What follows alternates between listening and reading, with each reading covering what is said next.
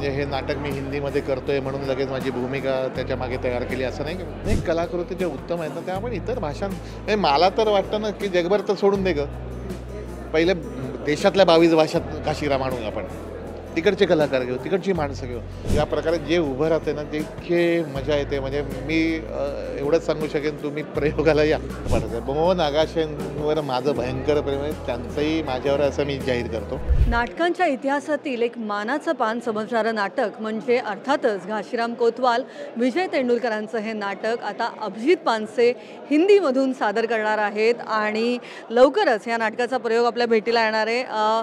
खरं तर घाशीराम कोतवाल जेव्हा जेव्हा रंगमंचावर येतं तेव्हा अर्थातच उत्सुकता डबल असते आणि आता तुम्ही घेऊन येत आहे त्यामुळे अर्थातच वेगळी उत्सुकता आहे. कशा पद्धतीने हा सगळा घाट घातला आणि हिंदीत करण्याचं काय ठरवलं हे पहिल्यांदाच सांगा. हिंदीत करण्याचा असा काही घाट घातला नाही किंवा हिंदीत करायचं आहे किंवा आता अगदी तुझ्या मनातला प्रश्न म्हणजे आता मराठी हिंदी वाद चालला आहे म्हणून तू हिंदीत आणतोयस का वगैरे असं काही त्याच्यामागे पार्श्वभूमी नाही आहे. पण त्याच्यामागे माझी भूमिका गेली ही आत्ताची नाही, गेले काही वर्षांची आहे. त्याचं आता मला ती वेळ किंवा तो योग आत्ता आला.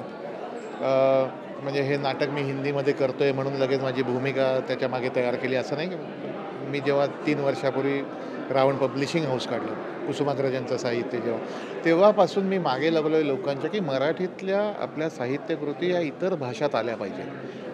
काय होतं आहे की मराठीत मी शेक्सपियर वाचू शकतो, म्हणतो वाचू, मुंशी प्रेमचंद किंवा तेवढं आता नाही, OTTमुळे त्याला आता असं झालं की तू स्पॅनिशमध्ये नार्कोस बघते किंवा कांतारा बघतेस, कोरियन आता आहे, वेगळ्या भाषांमधलं आपल्याला येतं ते आत्ता बऱ्यापैकी सर्व भाषांमध्ये ते यायला सुरुवात झाली. या सगळ्या भाषांपेक्षा असं म्हणू नये, एक मराठीतलं साहित्य परंपरा ही इतकी प्रचंड मोठी आहे, इतके म्हणजे आता हे घाशीराम एक माइलस्टोन आहे का, तर ते आहेच. पण हे मैलाचे दगड मैलांवरती नाही, ते फुटांवरती आहेत या साहित्य परंपरेत. म्हणजे संत वाङ्मय काटा झालं की किती आहे आपल्याकडे ते, आणि ते जर आपण इतर भाषात नेलं नाही तर मग कसं लोकांना तुमच्याविषयी आदर वाटणार. भारतभरात पोहोचणार आहे का? हिंदीत करण्यामागे वेगळा विचार काय आहे? कशा पद्धतीने जो तुमचा विचार आहे की हा किती याच्या कक्षा रुंदावणार आहेत, काय विचार आहे? त्यामुळे तो जो बेसिक थॉट होता ना, जेव्हा माझ्याकडे हे नाटक आलं किंवा भालचंद्र कुबल यांनी ते 3 प्रयोग केले होते हिंदीमध्ये, तर तेव्हा मी ते नाटक वाचलं आणि ते ब्लेसिंग इन डिस्गाईज म्हणतात ना, तसं की मी नाटक घाशीराम निलिमा पाहिलं नव्हतं. मला कधी योगच नाही आला. म्हणजे ऐकलेलं तर आता घाशीराम ऐकतोच आपण, काही फोटोग्राफ्स वगैरे ते चंदूच्या ब्रोशरमध्ये वगैरे बघितले, मला ते अंदाज आला की असं आहे. पण मी जेव्हा नाटक वाचलं, पहिले हिंदीत वाचलं पण ते जड हिंदी, मग अर्थात लगेच मी मराठी पुस्तक मागून वाचलं ते, आणि मला असं झालं की हे अफलातून आहे. हे जे काही पॉलिटिकल स्टेटमेंट आहे ना, ते जागतिक आहे म्हणण्यापेक्षा कालातीत आहे ते.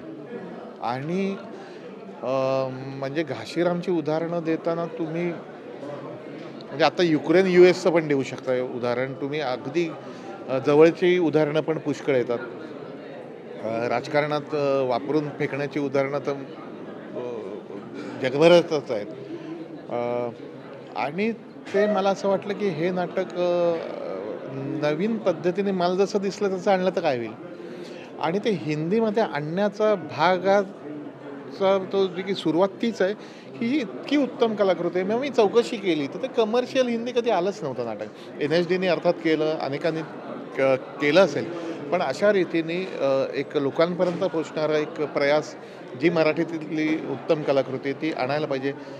इथून ते माझ्या मनात आलं आणि आज आपण उभे आहोत. मुंबई सकट याचे प्रयोग भारतभरातही होणार आहेत का, किंवा भारताबाहेरही करण्याचा नंतर विचार आहे? काय आत्ता विचार आहे? 100% म्हणजे मला अगदी सांगायला आवडेल की हा ओव्हरवेल्मिंग आहे हे सगळं, की माझा अजून पहिला प्रयोग 14 ऑगस्टला आहे. 14-15 ऑगस्टला इथेच आहे बालगंधर्व, आणि 22-23 ऑगस्टला NCPA. पण जेव्हा हे सुरू झालं तेव्हा पहिल्यांदा मला NCPAने इन्व्हाइट केलं. NCPAने इन्व्हाइट जेव्हा केलं तेव्हा म्हणजे आता 22-23ला तिकडे आहेत प्रयोग. अनेक लोक मला आता काय बाहेरच्या देशातनं पण हे झालं, पण मी आत्ता ते सांगत नाही, की अजून ते व्हायचं आहे. विचार आहे ना? 100% विचार आहे. मराठीतली ही कलाकृती ग्रँड ज्या भव्य पद्धतीने हा प्रयोग तुम्ही करू इच्छिता. हो, म्हणजे 75 जण आहेत स्टेजवर.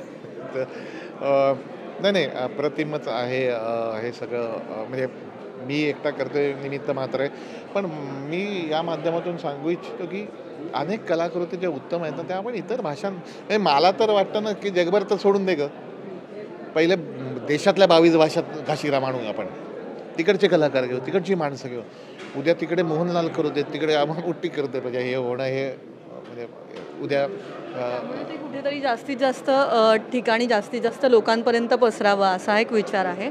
आणि अर्थात नाना फडणवीसांच्या भूमिकेत संजय मिश्रा हीच निवड कशा पद्धतीने झाली म्हणजे आणि त्यांचा होकार कसा, कारण आता ते वयाच्या 60व्या वर्षी आलेले आहेत आणि या वयात ते रंगभूमी करतायत हे अर्थातच मोठं आहे. ग्रेट ॲक्टर तर ते आहेतच, पण मग संजय मिश्रा हेच नाव समोर कसं आलं आणि त्यांनी कशा पद्धतीने होकार दिला, त्यांना हे कसं सगळं रुचलं का?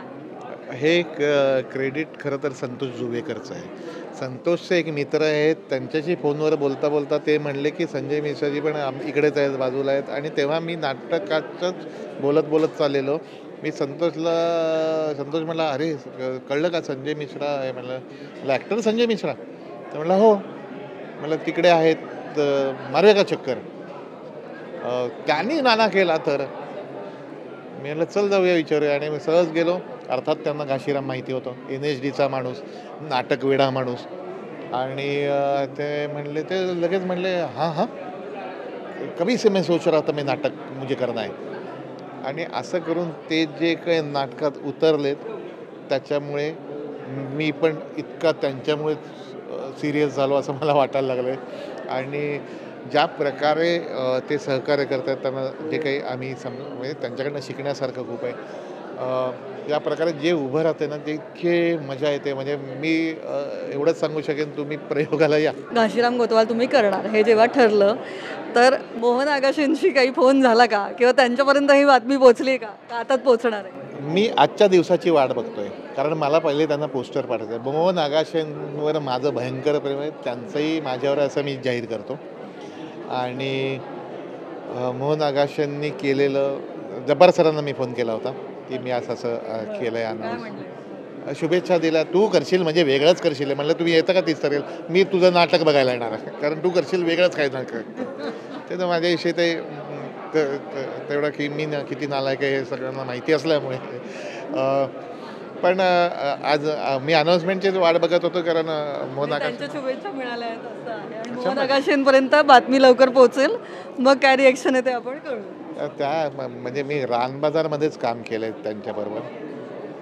म्हणजे थरारून टाकणारा एखादा अभिनेता असतो ना, की तुमची नजर पण हालत नाही.